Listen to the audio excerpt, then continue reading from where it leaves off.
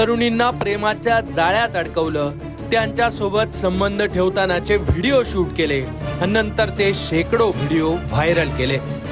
नाशिकच्या भोंदू खरातच्या प्रकरणानंतर आता अमरावतीच्या अयानचे काळे कारनामे बाहेर आलेत। अमरावतीच्या परतवाड्यातला हा आहे आरोपी अयान अहमद तन्वीर अहमद। हो, याच कुकर्म्याने मुलींचे अनेक व्हिडिओ शूट करून ते सोशल मीडियावर व्हायरल केलेत।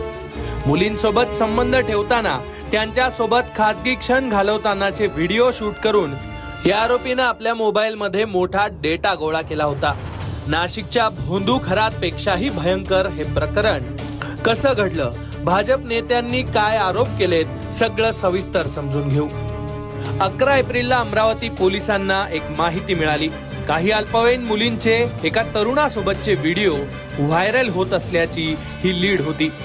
व्हिडिओत दिसत होता एक तरुण आणि त्याच्या सोबत असलेल्या काही तरुणी।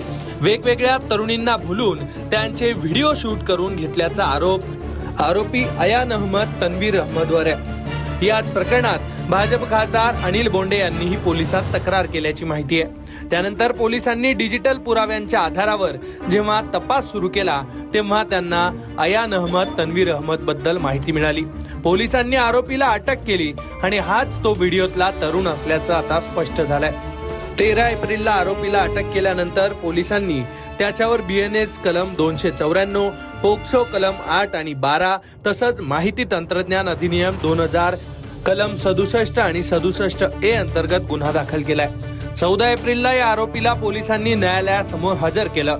त्यानंतर न्यायालयानं आरोपीला 21 एप्रिल पर्यंत पोलीस कोठडी सुनावली आहे। पोलिसांकडून मिळालेल्या माहितीनुसार या आरोपीनं मुलींच्या इच्छेविरोधात जाऊन हे सगळे व्हिडिओ शूट केले आणि ते व्हायरलही केलेत। यामुळे आता या व्हिडिओतल्या सगळ्या मुली सध्या तणावात आहेत। यातल्या काही मुली या अल्पवयीन असल्याची सुद्धा शक्यता पोलिसांनी वर्तवली आहे। बरं, हे प्रकरण इथंच संपत नाहीये, कारण या प्रकरणात भाजप नेत्यांनी केलेले आरोप फार गंभीर आहेत। परंतु तो MIM चा सदस्य आहे असं कळतंय, परंतु एकट्या मुलाचं काम नाहीये ते।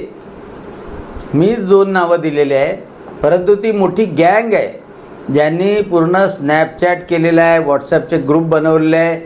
पोलिसांनी त्या मुलाच्याकडून सगळे मोबाईल जप्त करावे, त्याच्या सगळ्या मित्रांचे फोन कॉल्स तपासावे आणि ज्या ज्या मुली आहे त्या मुली काही मुस्लिम समाजाच्या आहे, काही हिंदू समाजाच्या आहे, निश्चितच त्यांच्यापर्यंत महिला पोलीस जाऊ शकतात, ट्रेस आउट करू शकतात, कारण हे जाळं मोठं पसरलेलं आहे। आणि महत्त्वाची गोष्ट की परतवाड्यामधले आणि चिखलदऱ्यामधले जे हॉटेल्स आहेत त्या हॉटेल्सचे CCTV फुटेज पोलिसांना मिळू शकतात। आरोपी तरुण हा MIM कार्यकर्ता असून त्यानं आपल्या इतर सहकाऱ्यांच्या मदतीनं हे सगळं केल्याचा आरोप केला जातोय।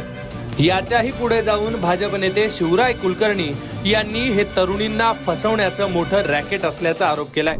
त्याची ती जबरदस्ती तुम्ही तुम्ही बारकाईने बघाल तर त्या मुली अनिच्छनीय आहे। तर याच्यामध्ये एक ब्लॅकमेलिंग करणारी टोळी होती।